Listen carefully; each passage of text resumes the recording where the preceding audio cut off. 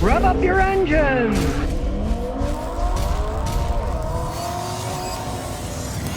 Well, Subaru isn't going to be happy now because the 2026 Toyota Corolla hatchback is now the lowest price one that you can buy. It used to be Subaru, but now Toyota Corolla is lower priced. Back in the beginning of this year, the Subaru Impreza base was the most affordable way to get a compact hatch in the United States. But they don't have that trim anymore, so their base price is $26,595. The Toyota is $24,180. So it's the most affordable compact hatchback in America for 2026. You know anything about cars? The 26 models always come out later in 2025 because they always did this thing about, oh, it's new, even though it's 2025 now, and they're selling them as 2026 models. It's all crazy, right? Realize those things get phenomenal gas mileage. It's really the rebadged Toyota Matrix. Originally it was called Toyota Corolla Matrix. Then they shortened it to Toyota Matrix. Then they decided they didn't want to make them anymore in Cambridge, Ontario, because they don't make enough money. They made Lexuses instead for more profit. But then Toyota decided, oh, let's bring the Toyota Corolla hatchback out, which is basically the Matrix, right? Only it's a modern. They're going to start selling, especially it's the cheapest one that you can get it out there. Just think about it. The cheapest hatchback like that you can buy is the Toyota, and everybody knows the quality that they have. So you're paying the cheapest price for the highest quality one. So, hey, I would buy a Toyota well over a Subaru. Subaru's got a lot cheaper manufacturing to them. They've had problems over the years. They don't last nearly as long as the Toyota Corollas did. So if you're looking for a little hatchback, yeah, you might try one of the Toyota Corolla hatchbacks up, right? My advice is road test both the Subaru and the Toyota. See which one you like, realizing that the Toyota quality is much higher than the Subaru quality overall. A lot of people are saying, oh, Toyota's lost their quality. They screwed up on a few things, but the majority of their stuff is still much better made than the Subarus are. There's no arguing that. Well, if you remember Slate, they're supposed to make this electric pickup truck and the whole thing. It was going to be under $20,000, and I said, yeah, let's see, right? Now they're talking about Slate Auto's sub $30,000 EV pickup. And now it's not due till next year, at least when this video is made now, September 2025, right? But we all know they were never going to have the ability to sell a sub $20,000 electric truck in the United States, right? They're going to build them here in the United States, in Fort Wayne, Indiana, right? There's no way, right? And now, of course, with the $7,500 incentive gone, they were including that in the price, right? They were saying, well, there'll be $27,000, but you get $7,500 off, so that's below $20,000. Well, that's not going to exist anymore. And interesting enough, the factory where they're going to build them used to be the R.R. Donnelly and Sons printing plant that put out JCPenney Sears catalogs. And even Radio Shack catalogs, right? Catalogs that really, as far as I know, don't exist anymore. Maybe the Slate truck will never exist. Maybe it will, or maybe it will fail at a short period of time. But there's no freaking way that they're going to be able to make a sub $20,000 pickup. And now they're saying, well, it'll be sub $30,000. Big difference between 20 and 30 grand, Plus, it's an electric vehicle that people don't want anyway.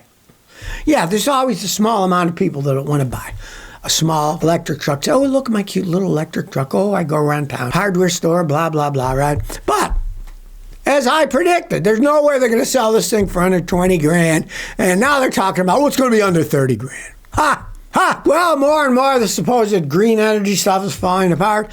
Shell has just abandoned their huge biofuel project in the Netherlands.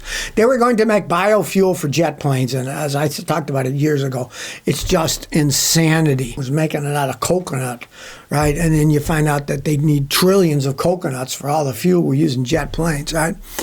Well, British oil giant Shell said Wednesday they're abandoning the construction of Europe's largest biofuel plant in the Netherlands. They said it's weak market conditions. Now, this factory in Rotterdam was making biofuel for what they call SAF, Sustainable Aviation Fuel, and diesel from waste. So here's what they say, and I quote Mr. DeHaan of Shell. As we evaluated market dynamics and the cost of completion, it became clear that the project would be insufficiently competitive. In other words, they're losing money on a deal and they don't want to lose any more money, right? Now, this was started up, the project, in 2021 for Europe to meet these emissions targets, and now they're saying, well, we're not going to meet those things. Forget that. 4 years later, right down the toilet. Now, more than half of this facility that they're no longer building was to produce sustainable aviation fuel. It's biofuel made from plant and animal materials, cooking oil and fat, to lower the carbon emissions from traditional jet fuel. They still have pollution because you're just burning. It's, basically biodiesel. You're still burning it, right? Now, the airline has already complained that fuel is not widely available and it costs too much money. And now Shell is saying, we're not even going to build that factory anymore. Forget this crap. Well, here we go again. Electric cars going down the toilet. Lucid, the stock of the Lucid electric car company, right? It now has fallen to an all-time low stock value when you do the split adjusted. They did a reverse split, 1 to 10. Meaning if you own 10 shares, now you only own 1, right? Well, it's $17.36 now. That's $1.73.6, right? It's getting close to the magical number. If it's under $1, they'll delist it from the stock market. And this is even after the Saudis put another $1-point-something billion into the company to try to keep it afloat for the end of 2025. Now, realize it's an electric car manufacturer, right? Nobody's buying these things. Now, these are made in either Casa Grande, Arizona, the ones we'd see in the United States, or in Saudi Arabia, where they sell them for the rest of the world, right? Well, they're not selling that many of them. People aren't buying them. The stock's going down the toilet. Anybody who thinks you're going to do a reverse split and it's going to work is out of their mind. It's a last-ditch effort to keep the company on the stock market. I've seen companies that did the same exact. I've seen them do a 1-for-20 split, right? So then instead of the stock being 50 cents, now it's $10, but that doesn't mean anything. It's still a 50-cent stock, and you follow them over the years, they rarely ever go back up again. It's the death knell for most companies when they do a reverse split.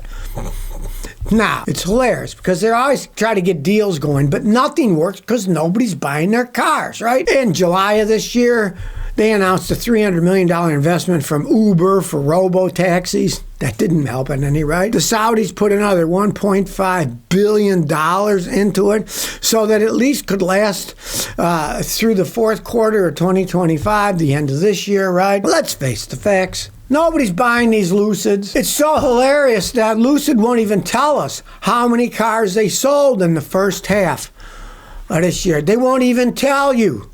They're not even giving anything. The last figure they gave was in 2024 that they sold 3,449 of them in the whole country, right? A company is not going to stay in existence selling that small amount of cars. It's not going to happen. The 2025 Lucid Air Pure starts at $71,400. Their Sapphire tops out at $250,500. Hey, the Arabs, they got a lot of money. They put a lot of money in a Lucid, right? But guess what?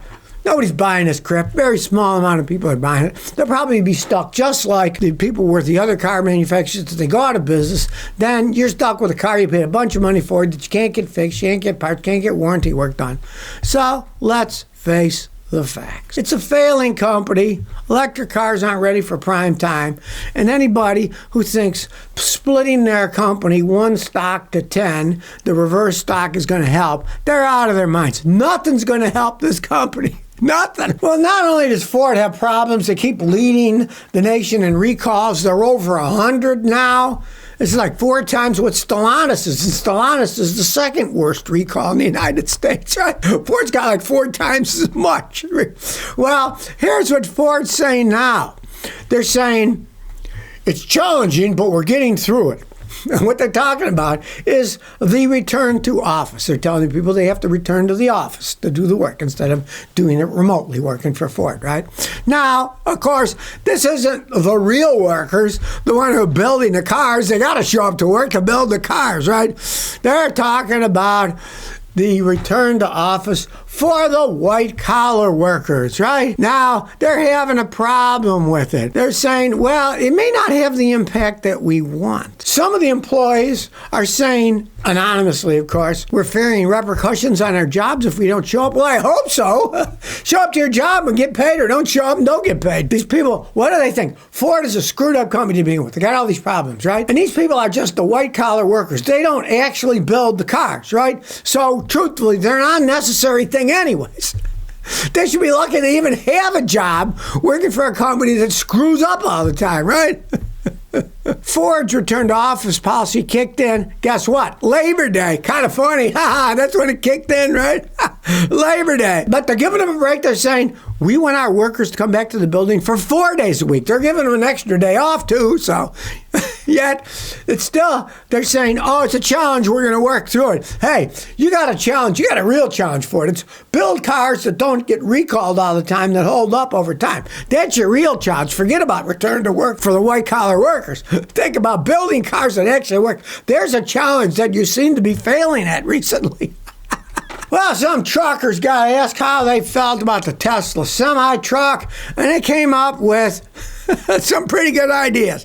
One, they say, oh, it's got this big range, right? Big range. And the truckers say, what about when wind comes? We're going up and down mountains, right? They don't give you the real data on that, right?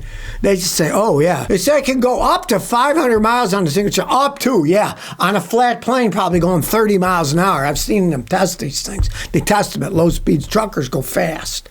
It's not going to be 500 miles, probably more like 250, if even that, right? Then it's got the steering wheel in the middle. You're sitting in a chair in the middle. And the truckers are like, well, we like sticking our heads out the windows when we're backing up. We can't do that now. When they pull into places, they used to roll the windows down to give hand people things. Now they got to climb out of the truck to do it. And, of course, the recharge time is going to be a lot more than what they say. They say they can rack up to a 70% charge, a total range, in half an hour with fast charging.